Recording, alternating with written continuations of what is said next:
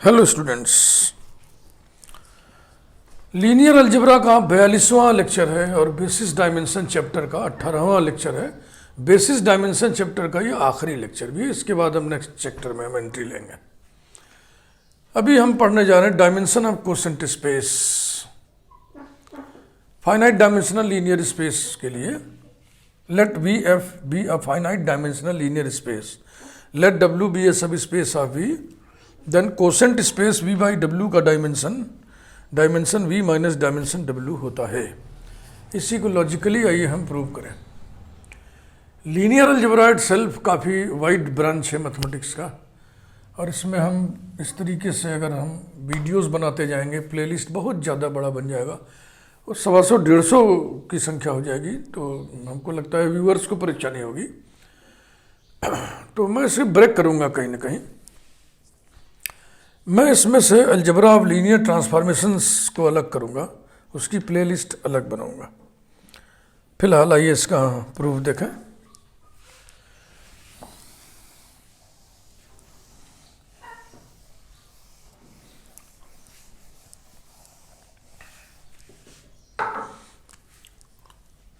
Proof,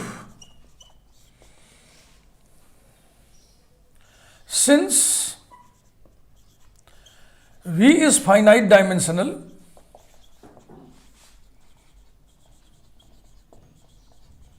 therefore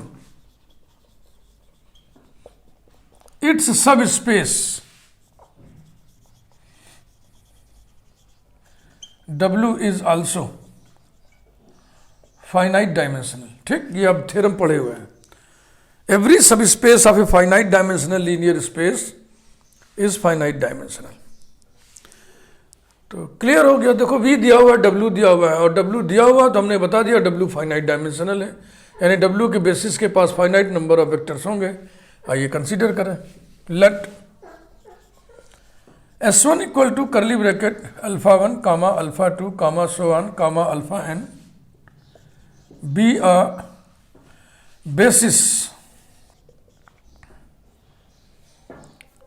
basis of w, so that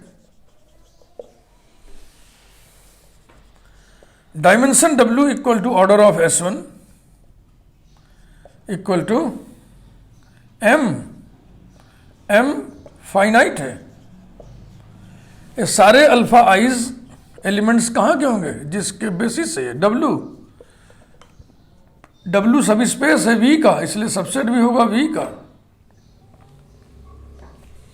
इतनी बात लपेट दी है, और बेसिस होने के नाते S1 Li होगा ही होगा। Then comma clearly comma S1 is a Li set of vectors, या Li सबसेट ऑफ V लिख दीजिए। Li subset of V, basis होने के नाते ये लीनियरली इंडिपेंडेंट होगा, इसके सारे एलिमेंट्स V के हैं, तो हम ये कह सकते हैं कि ये V का लीनियरली इंडिपेंडेंट सबसेट है। और अब कौन बोलेगा? अब एक्सटेंशन थ्योरम बोलेगा। इस Li सबसेट ऑफ V को एक्सटेंड करके V का बेसिस बनाया जा सकता है। एंड सो, वाक्य को इसी में लपेट के लिख दे रहे हैं। And so it can B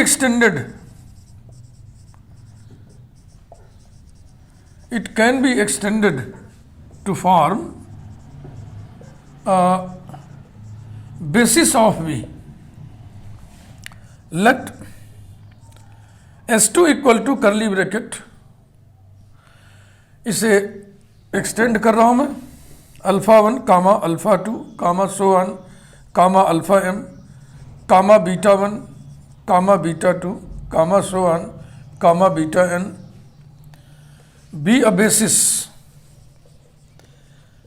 basis of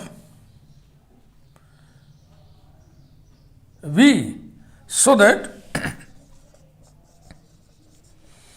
dimension V equal to order of S2 equal to m plus n। Clear? ये भूमिका थी, इतनी प्रस्तावना समझ लीजिए चल रहा है। अब हम बात कर रहे हैं हमें सिद्ध क्या करना है। We have to prove that, देखो मैं कई बार बोल चुका हूँ, ये लीनियर अलजेब्रा है, इसको लिख लिख के ही पढ़ना चाहिए और लिख लिख के ही पढ़ाना भी चाहिए। यदि आप भी किसी को पढ़ाएं तो लिख लिख के ही पढ़ाएं, बिना लिखे नहीं समझ में आता है। हवा में से भांज देंगे हम, कुछ पकड़ में नहीं आएगा। आप बहुत एक्स्ट्राऑर्डिनरी हैं, गॉड गिफ्टेड ब्रिलियंट है तो आपकी बात दूसरी है, लेकिन अगर आप सामान्य से बेहतर स्टूडेंट हैं तब भी बिना लिखे आपको अलजेब्रा समझ नहीं आएगा। इसलिए मैं लिख लिख के इसको पढ़ाता हूँ। लिख लिख के तो पूरी मैथमेटिक्स ही पढ़ानी चाहिए, लेकिन कुछ ब्रांचेस में थोड़ी बहुत गुंजाइश रहती है कि हम कम लिखें, लेकिन इसमें कोई गुंजाइश नहीं। We have to prove that dimension of quotient space, quotient space आपको मालूम ही है ना, set of all right cosets of W in V forms a linear space with respect to coset addition and scalar multiplication of cosets. This is known as quotient space, equals to dimension V minus dimension W. Dimension V माने M plus N minus dimension W माने M equal to N. यही हमें prove करना है। अब इसके लिए हम क्या करें, V बाई W के N वेक्टर्स का एक ऐसा सेट हम डिजाइन करें जो Li हो बाई नेचर और V बाई W को स्पान कर दे, ताकि V बाई W का वो बेसिस बन सके।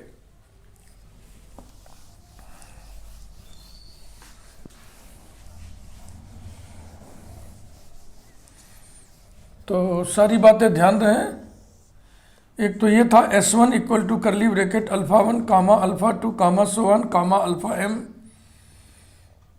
ये Li है बेसिस होने के नाते, और L of S1 equal to W। और एक सेट ये था S2 equal to alpha 1 alpha 2 so on alpha M, इसको एक्सटेंड किया beta 1 beta 2 so on beta N, basis होने के नाते ये Li है। और L of S2 is equal to W2, क्योंकि W2 का बेसिस है, W2 को स्पान करेगा। अब यह आइए, फॉर दिस, इसके लिए we have to design a linearly independent set of vectors of V by W which spans V by W. We have to design a linearly independent set of n vectors. ये number, ये n vectors of V by W. तो देखो इसके लिए हम क्या करेंगे ना, ये जो हम ऐड किए हैं इनकी संख्या कितनी है, बीटास की n, तो इन्हीं से राइट कोसेट बना करके एक सेट हम कंसीडर करने जा रहे हैं। Let us consider the set, let us consider the set S1 S2 हो चुका है, इसको हम S कह दे रहे हैं। S equal to curly bracket right coset W plus beta 1, right coset W plus beta 2 so on right coset W plus beta N। समझ रहे हैं ना, इन्हीं बीटास की मदद से राइट कोसेट्स बना लिया। सारे राइट कोसेट्स कहाँ होते हैं, कोसेंट स्पेस में। तो इसे भी हम लोग लिख लें कि जो सेट हमने डिजाइन किया है S इक्वल टू वो है right coset W plus beta 1, right coset W plus beta 2 so on right coset W plus beta N। हमें यही बताना है, ये V बाई W का बेसिस है, बस काम अपना हो जाएगा।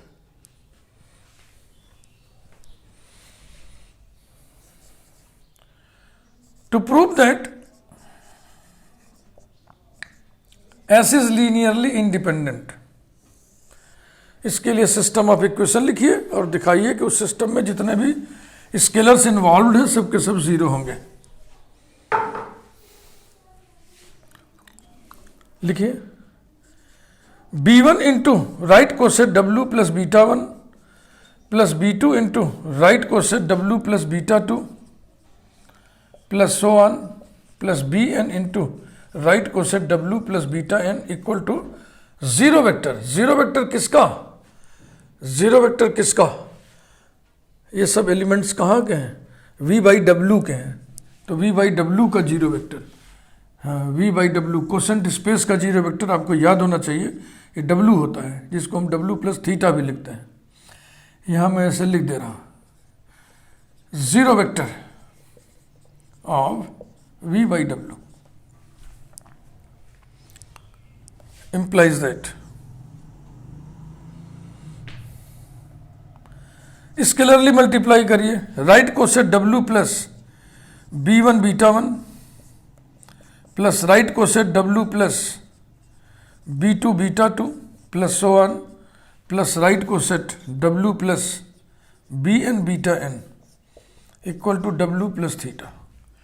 अब वेक्टरली जोड़ दीजिए इसको, राइट कोसेट्स को जोड़ने का नियम, कैपिटल W प्लस ब्रैकेट में B1 beta 1 plus B2 beta 2 plus so on plus Bn beta n equals to W plus theta, and this implies that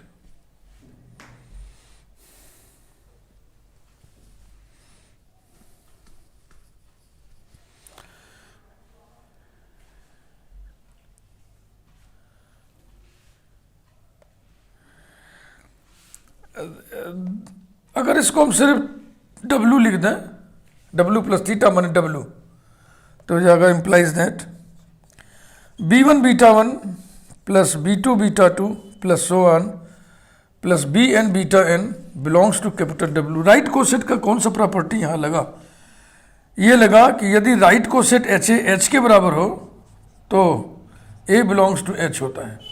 ये जनरल रिजल्ट हमने लिख दिया। इसी को अगर एडिशन में लिखना है तो right coset H plus A equal to H implies that and implied by A belongs to H। ये देखो, right coset W plus gamma equal to W means gamma belongs to W, ये लिख दिया हमने। अब देखा W कहाँ है, ये यहाँ W2 लिख दिए, W2 नहीं भाई, ये भी है, तो W की जगह L ऑफ S1 लिख दीजिए। B1 beta 1 plus B2 beta 2 plus so on plus Bn beta n equals to L of S1। L of S1 में होने का मतलब अल्फाज का LC होना। इसको सिग्मा में लिख दे, बहुत लिख दिए, बहुत झुंझलाहट होती है इतना लंबा लंबा चटाई बिछाने में। इसको लिख दो sigma BJ beta J belongs to, equals to नहीं, बिलोंग्स टू, क्या बात है भाई, यहाँ भी एरर हुआ, यहाँ भी एरर हुआ, belongs to L of S1।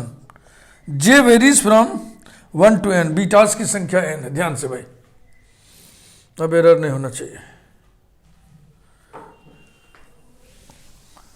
दिमाग के कंसंट्रेशन में जरा सी भी कमी आई नहीं कि कुछ ना कुछ छोटी मोटी गलती हो जाती है। Implies that sigma J varies from 1 to n BJ beta J ये बराबर होगा sigma AI alpha I varies from 1 to m।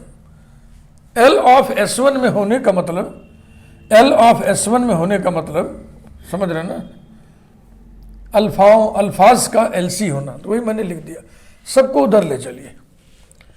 Implies that sigma I varies from 1 to m AI alpha I plus sigma J varies from 1 to n bracket minus BJ beta J equal to theta. Theta क्या चीज है? Theta being zero vector of V। अब ध्यान से देखिए, ये system of equation है जिसमें वेक्टर्स जो इन्वॉल्व हैं वो कहाँ के हैं? वेक्टर्स जो इन्वॉल्व हैं वो S2 के हैं, और S2 किसी का बेसिस है इसलिए वो Li है। इसका मतलब इसमें जितने स्केलर्स इन्वॉल्व हैं उन्हें जीरो होना चाहिए। implies that AI equal to 0, minus bj equal to 0, and this implies that ai equal to 0, bj equal to 0, 1 less than or equal to I less than or equal to m, 1 less than or equal to j less than or equal to n. तो जो system 1 लिखे थे अभी, उसमें scalars कौन कौन थे, b1 b2 b3 bn, वो सब 0 पाए गए. 10 इन, ये हमारे मतलब का इतना हिस्सा है. 10 in 1 all the scalars are 0. All the scalars are 0. And so S is Li. Next step. To prove that V by W equal to L of S. Since all the elements of S are in V by W, तो जब L of S बनाएंगे, L of S में क्या होता है, all linear combinations. अब S चूंकि finite set है इसलिए मैं कुछ लैंग्वेज चेंज करके बोल रहा हूं. This is set of all linear combinations of elements of S. All linear combinations of elements of S, तो हम कह सकते हैं elements of V by W. और ये लीनियर स्पेस है, लीनियर स्पेस के कितने भी एलिमेंट ले लो, उनका एलसी बनाओगे फिर उसी में होगा. Therefore, L of S के सारे एलिमेंट भी V by W में होंगे, यानी L of S is subset of V by W. एक काम हो गया. This is subset of this हम बता लेंगे. अब this is subset of this बताना है, इसके सारे एलिमेंट्स इसमें है ऐसा बताना है, इसका आर्बिट्रेरी एलिमेंट इसमें है ऐसा हम बताएंगे. Let gamma be any element माने arbitrary element, be any element of V by W.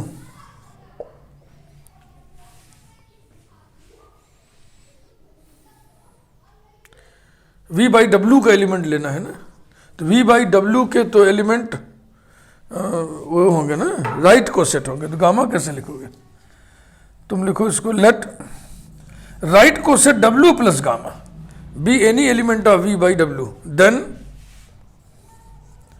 Gamma belongs to V implies that gamma belongs to V माने L of S2. L of S2 के elements कैसे होंगे, अल्फाज betas के LCs होंगे.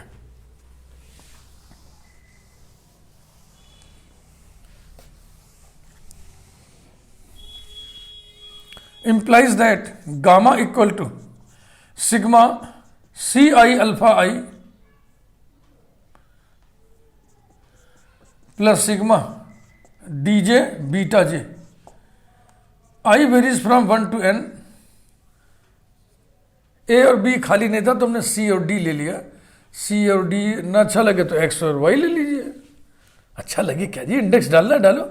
J equal to 1 to n ऐसा. अब W plus gamma बनाइए इससे. W plus gamma equal to W plus sigma I varies from 1 to n, C I alpha I plus sigma J varies from 1 to n, DJ beta J.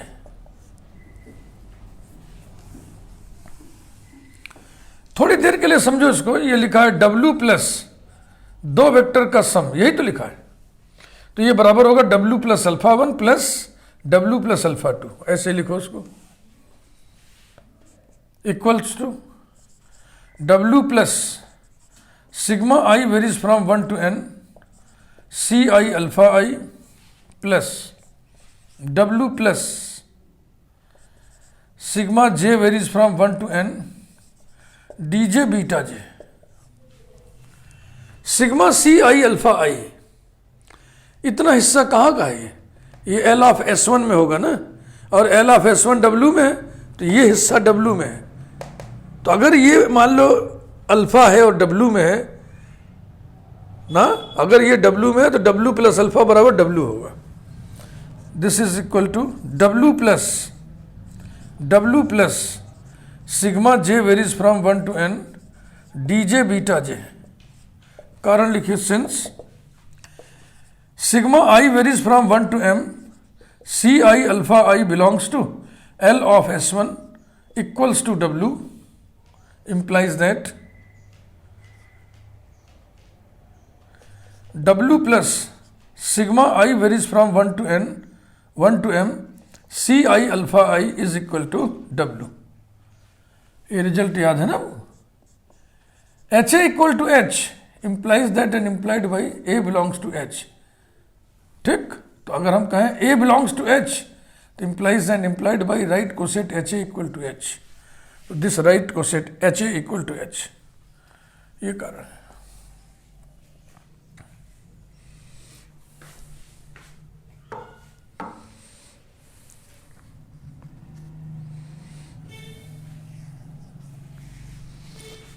काम को आगे बढ़ाइए।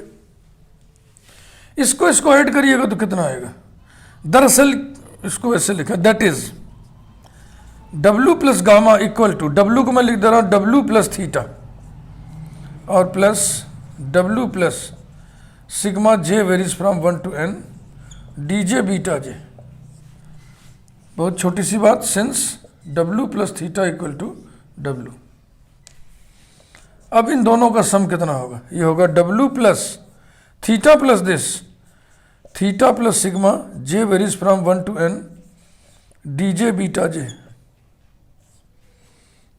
equals to W plus sigma J varies from 1 to n DJ beta J।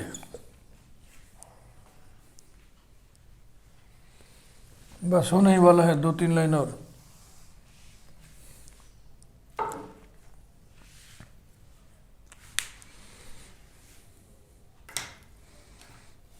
implies that W plus gamma equal to, अब देखो ये क्या है? W plus एक समेशन है, एक समेशन है, तो वो कैसे होगा? मान लीजिए लिखा है W प्लस, थोड़ी देर के लिए हम समझा के हम डायरेक्ट ही लिखेंगे। मान लो ये लिखा है W प्लस, ये लीनियर सम है ना, लीनियर सम माने scalar into vector plus scalar into vector, ऐसे ही n बार है तो मैं 2 बार से आपको समझा दे रहा हूँ। मान लीजिए ये लिखा है A1 alpha 1 plus A2 alpha 2, तो ये बराबर हो जाएगा W plus A1 alpha 1 plus W plus A2 alpha 2, ठीक ना? ये बराबर हो जाएगा A1 W plus alpha 1 plus A2 W plus alpha 2, ऐसा हो गया। यानी स्केलर इंटू पहला ये प्लस स्केलर इंटू दूसरा ये, तो अब स्केलर पे से समेशन आ जाएगा ना, ये समेशन स्केलर पे आ जाएगा। कैसे लिखोगे इसको? इसको देखो, लिखोगे sigma J varies from 1 to n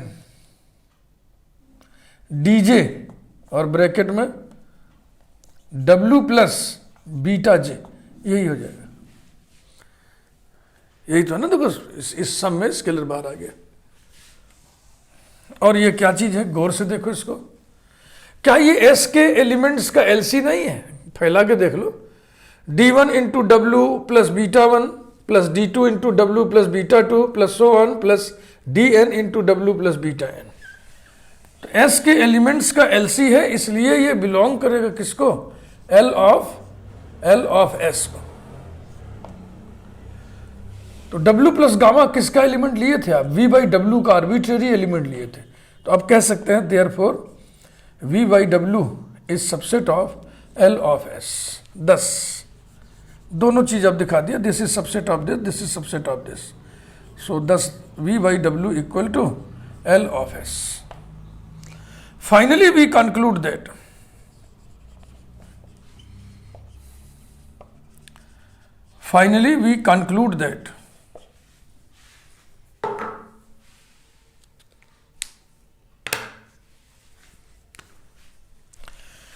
S is a basis.